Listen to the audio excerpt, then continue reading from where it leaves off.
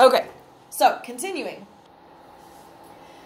We have about a 40% special ed or SPED population. So do you think we need excessive feedback and positivity? We do. Because the greater need of those high need students, the greater need for a frequent feedback. Students needing high structure demonstrate many risk factors. If they're trying to meet expectations and no one notices, they're going to start to think, why bother? You know those kids, I can think of one specifically that started out really well, did all his work, no social problems, never got kicked out of class, and now he's been here 9 months and doesn't want to work, agitates the kids who cause trouble in class. He doesn't care right now. And he's super smart. I think you guys know who I'm talking about.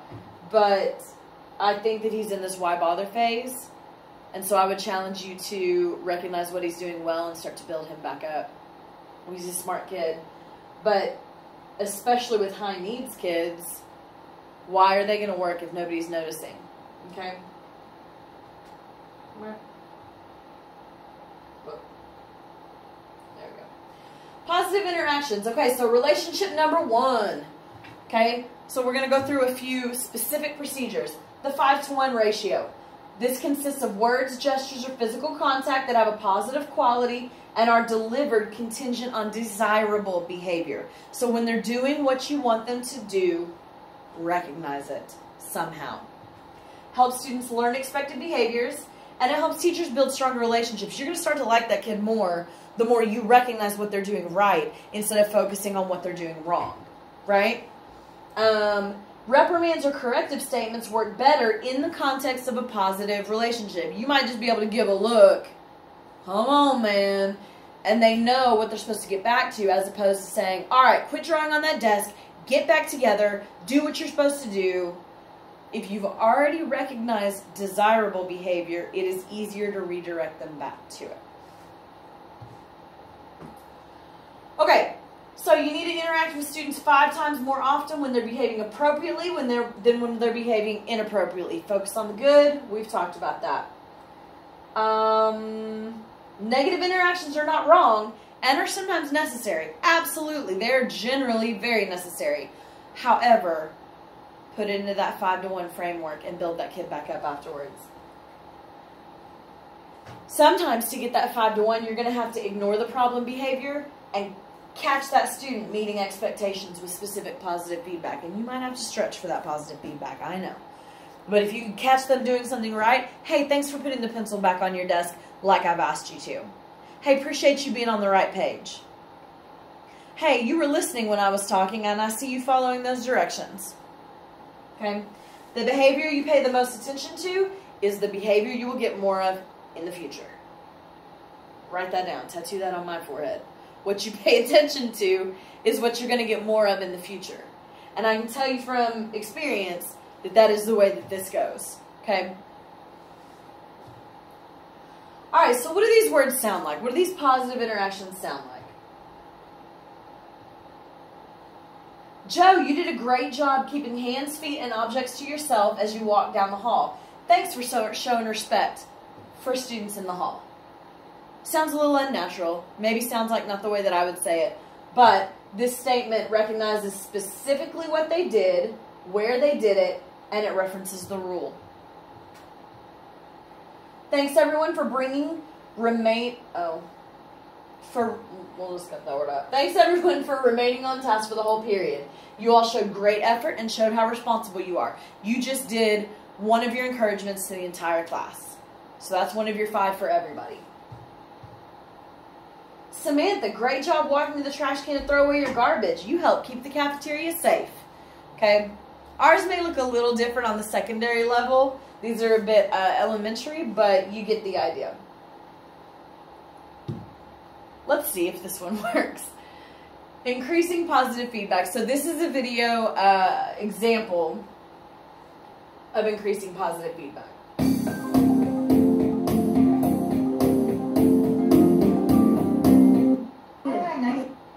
Whoops. I'm going to share this. Increasing positive interactions may be appropriate for any chronic misbehavior or problem with self-concept. Anytime the function of a student's behavior,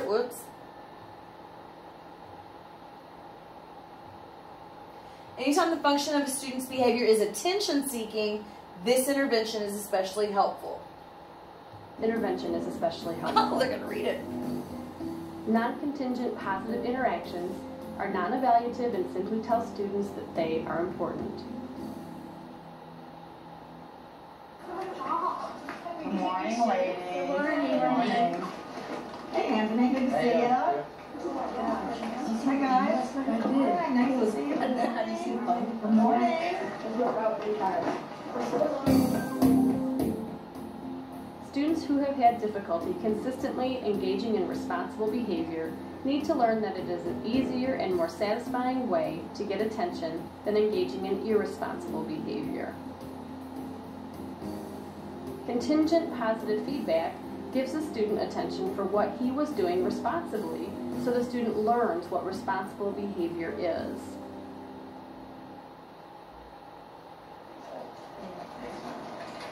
Hey, that's awesome. Oh, you know what? Look, see how this is kind of off-centered here?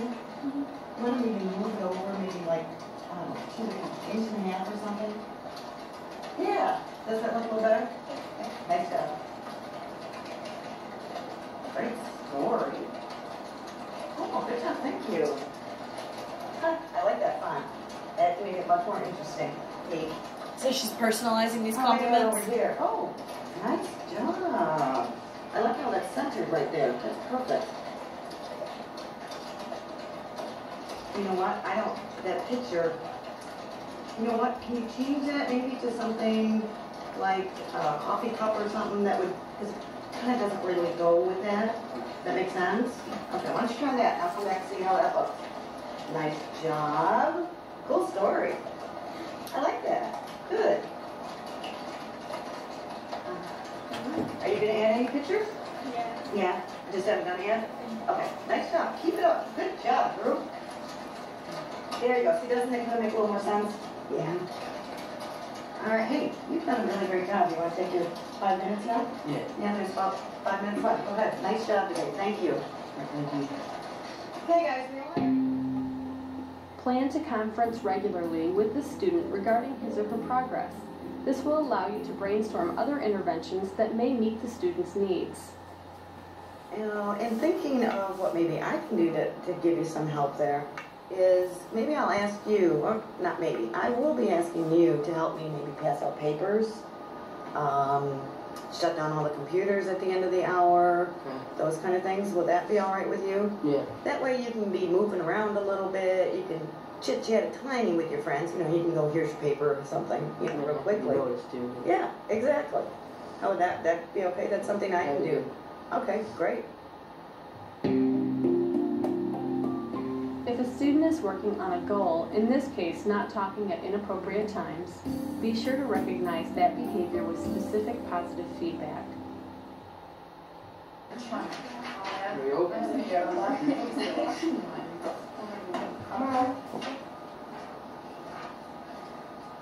Thanks, Anthony, for passing those back for me. Appreciate it.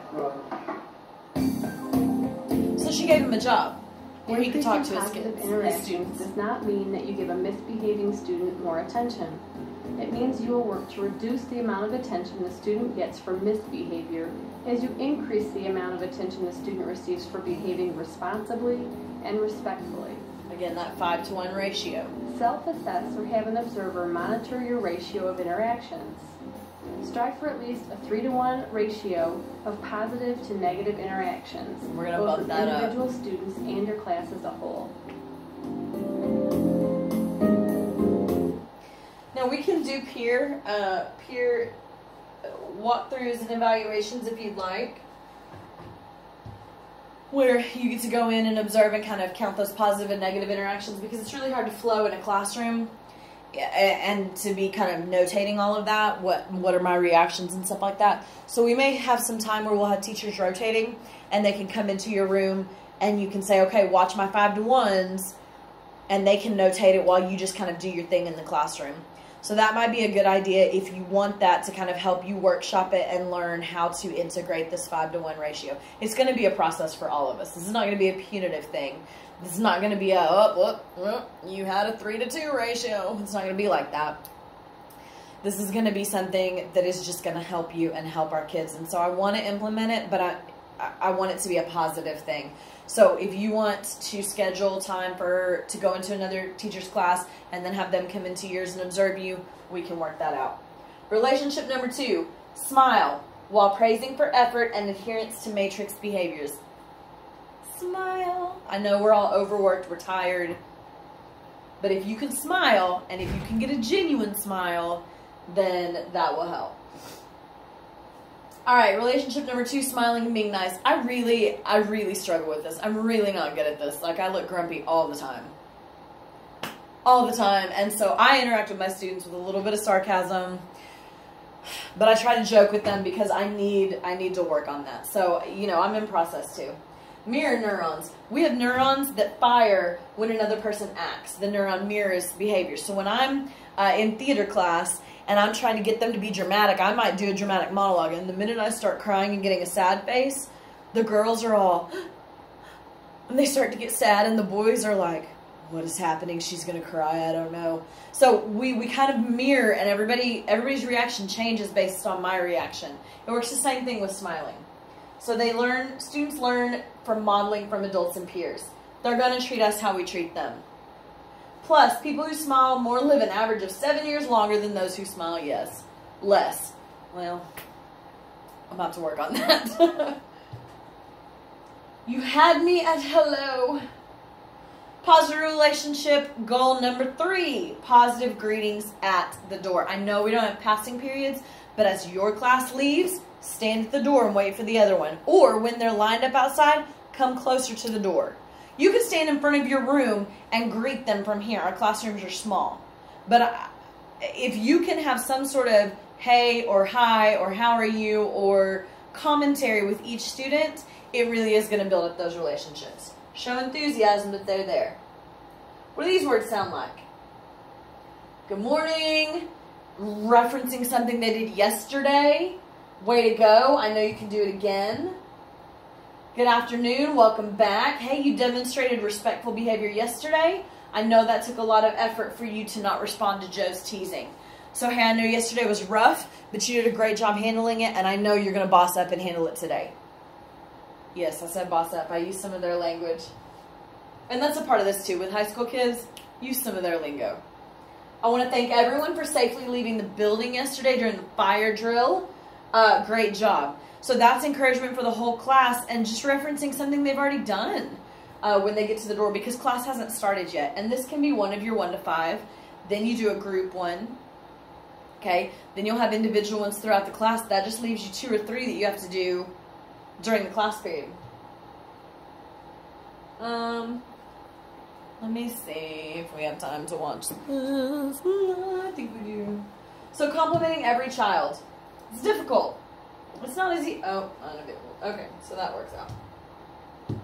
It was available yesterday, but complimenting every child can be quick, and eventually it will be a part of your habits instead of, what are you doing? Why are you doing that? Stop doing that. Okay? Hey, that's a great drawing. I wish that it wasn't during class period, but it's really, really cool, and you're a great artist. You know, yesterday you worked really hard on your assignment, and I know you can do that again today. So instead of being super negative, you can recognize what they're doing, give them a compliment. All right, number 4, communicating competently. Teachers get bogged down by this, and we end up being untrustworthy to students a lot because we get so busy and we forget things. So delivering effective praise, it's got to be contingent on desirable behavior, specificity, it needs to be specific. What did they do? You need to genuinely mean it or fake like you genuinely mean it, but sincerity is more recognizable to them. And then process, the effort, the use of the strategy. What did they do? Delivering effective reprimands or corrective statements. An empathy statement. I get that you're bored in class. I understand that. Don't get caught up in content. Non-threatening soft voice. Don't use your mom voice. Don't use your dad voice. Use a calm and muted voice. Again, something we all have to work on when we're super frustrated. And then proximity. I'm not going to get right in their ear and say it, but I'm not going to be across the room and call it out across the whole class too. I'm going to go right to their desk and say what I need to say and then move on and give them some space to process. And that's not listed here, but I think that's a really super important part of giving correction. You give them the correction, you encourage them, and then you back off and give them some time and some space to process. Okay? Can you hear your students? Or are they too busy listening to you? I'm going to ask that again. Can you hear your students? Or are they too busy listening to you? It is exceedingly overwhelming to me to have just 12 loud students calling on me all at the same time. It's difficult for me and my personality. But I have to listen to them and try to organize it to where I can respond to all of them and not just sit here and preach from the pulpit for my class. So be mindful of this, of how much you're talking versus how much you're listening. Yes, we have to teach. Yes, we have to control the classroom. But if you're not listening to them, you're not getting their questions, their insight, their ideas. So, something to think about. Okay, what do these words sound like? It's the same kind of encouragement. You know, thank you for opening your book. That was very responsible of you to follow directions the first time I asked. Listen, it's difficult to get them to follow directions and listen to you the first time. Call that out because that's important. I can tell that you were anxious to get to class. I'm so glad that you're here and that you're ready to work. Or I can tell that you were having a hard time before you got here. Hey, I'm glad you're here. Let's just put all that stuff aside for a little while. Focus on this and we'll help you get through it. Something like that. Specific feedback. Contingent intention is essential to contain and to change and sustain behavior. You have to consistently reinforce these positive things and these desired behaviors. Consistently. And by this time in the school year, we figure everyone should know we've been here all school year. We're tired of these rules. We're tired of enforcing them and saying the same thing over and over again. But you have new students sitting in front of you. And they need that praise. And they still need to know that they're doing a good job by doing their work today as much as they did back in August or September. So just because we get tired of the encouragement doesn't mean that we can drop it. Recognize effort or successes at tasks that are difficult for the child. We have special needs kids a lot. So if my one child can only get a certain amount done, recognize the effort that they put into that and how well they've done with that.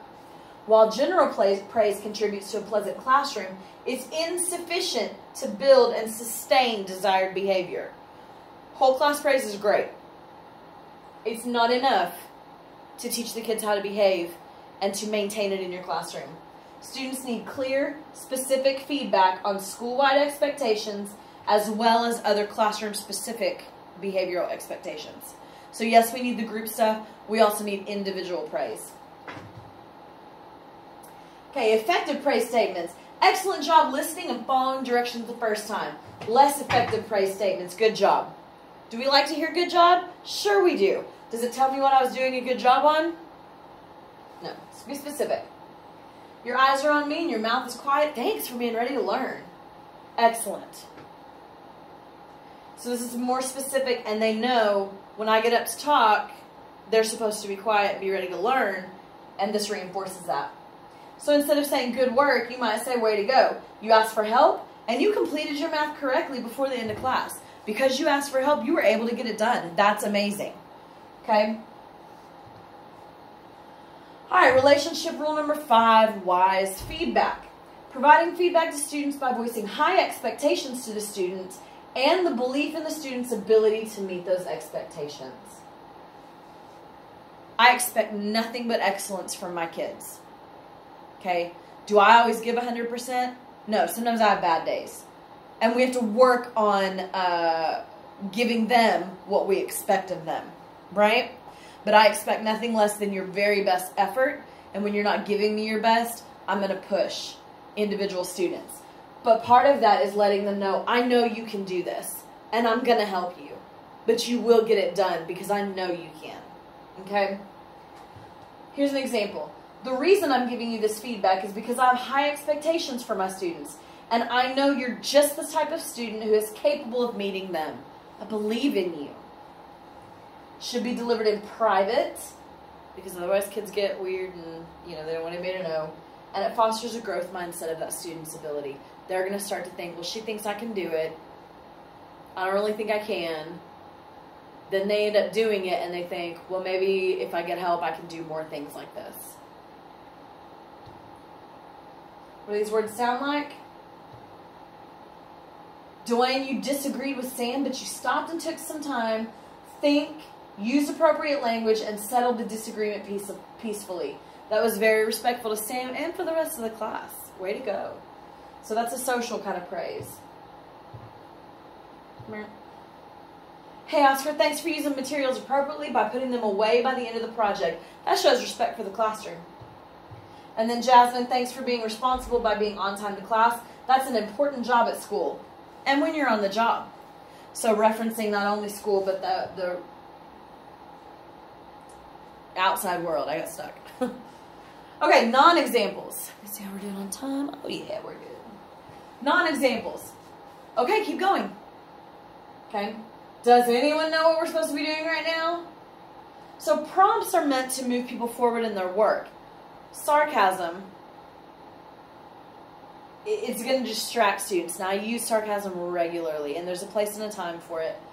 But when you're trying to get kids to get back to work and you're frustrated and you say, oh my goodness, would you just do your work? Or does anyone know what page you're supposed to be on? Am I just talking for myself? Are you even listening to me? These are the ways that teachers vent in the middle of class. We're trying to get students' attention, but it's not effective. So we've got to change that. We've got to shift the way that we try to bring everybody back and try to get everybody to focus on what they're supposed to be doing. Okay, procedure number 6, adult proximity and mobility. We talked about this earlier. Frequent adult movement throughout the classroom increases academic engagement. You're going to prevent up to 40 to 50% of problem behavior. Wouldn't that be so great? So great. 40 to 50% of problem behavior just by your proximity and mobility. Carry a clipboard around and grade papers if you have to. But be near those students. I pull my podium up to the front of the class, and every 10 minutes I walk around. When I'm focused on proximity and mobility. I don't do that every day. I wish I did. I should. I'm going to work on it this semester with you guys so we can hold each other accountable for this. Proximity to students is an effective and simple corrective which reduces challenging behaviors. Teach like the floor is on fire. Move, move, move. Plus, you'll get your steps in. It's good for you. All right. Feedback may be delivered while you're moving throughout the classroom. Scan and move and interact individually to provide feedback, encouragement, and correction. So you can be doing all these things at the same time. We're always doing 100 things at the same time, right? This is just one more thing. However, this is going to impact your classroom positively. You are going to get more out of your students and more out of your time with them.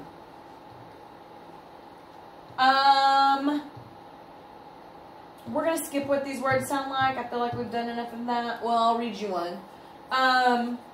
Just walking around. Hey, you're showing great responsibility by beginning the do now after I reminded you. Hey, thanks for that. Thanks for lending Joe your pencil. You showed him respect and kindness. I can see that he appreciated that. So while you're moving around, you're going to notice things. While you're sitting at your desk, do you notice all of these things?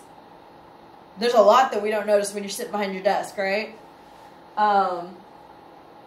So this is really a challenge that I'm putting to you. Your 5-to-1 ratio and your mobility and proximity.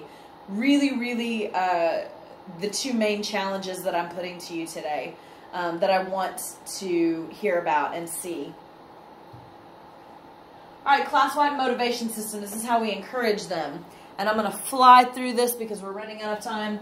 All students are working together to obtain a common reinforcing experience that allows students to receive payoff for maintaining on-task behavior. You need some kind of a reward system.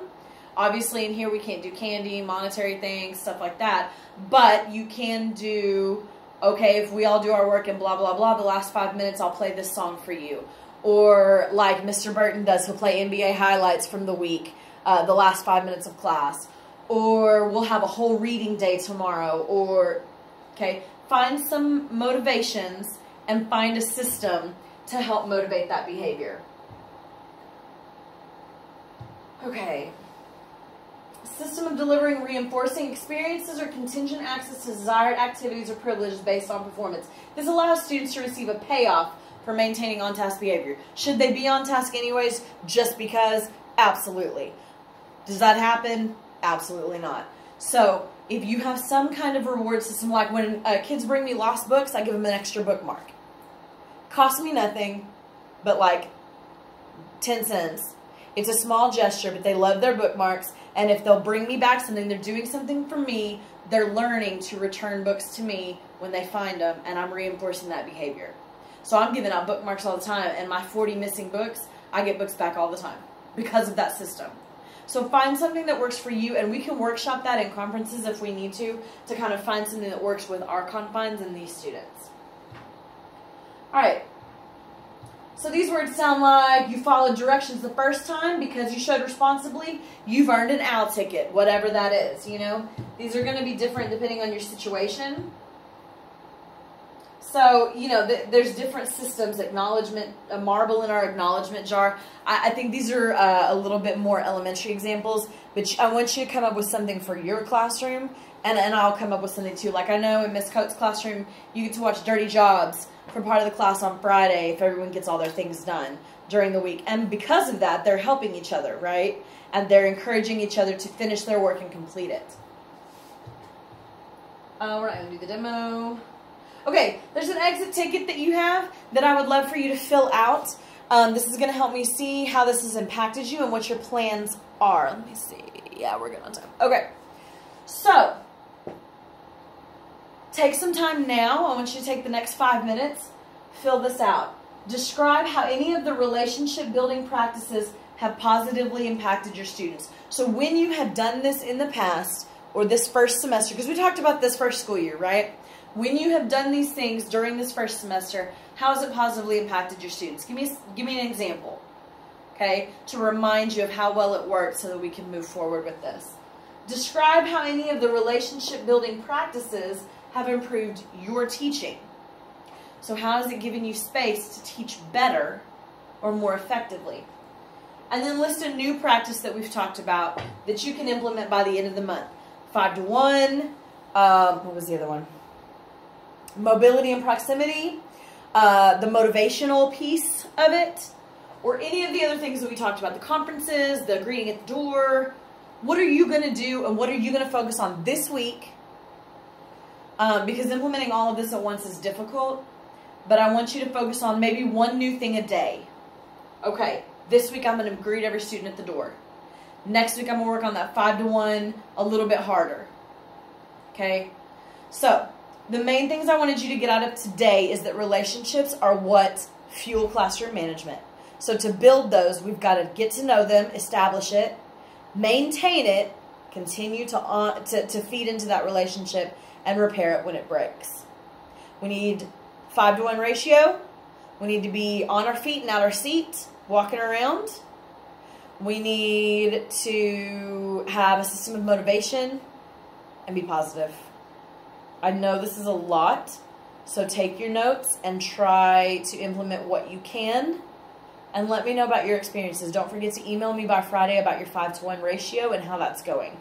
Let me know if you need help. Work with each other. We'll arrange teacher observations, peer interactions, so that they can kind of help you see what you're doing. But I'm here for you guys, and I'm here to help. And I'm working on these things too, so we'll all just process it together. Thank you so much, guys. Have a good day.